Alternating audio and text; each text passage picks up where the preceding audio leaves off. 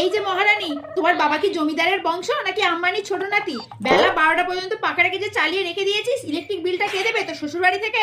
বন্ধ কর পাখাটা এক্ষুনি। এই ফ্রিজ থেকে যে তুই জলটা বার করে খেলি, জলটা ভরে আবার ফ্রিজে কে ঢোকাবে?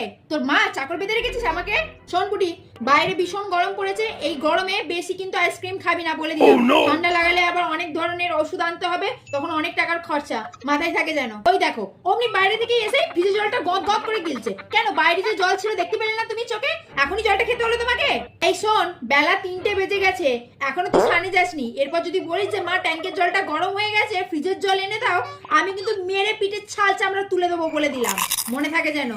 এই ওপরে যাচ্ছিস না? সবাই মিলে এক কাছে শোবছ। যা গরম পড়েছে, সবাই মিলে এক কাছে শোয়াটাই বেশি ভালো হবে, কারণ অনেক ইলেকট্রিক বিল চলে আসবে, তখন কিন্তু অনেক টাকার ধাক্কা। তার চেয়ে বরং সবাই মিলে এক কাছে শোবো, একটা পাকা চলবে নিশ্চিন্তি।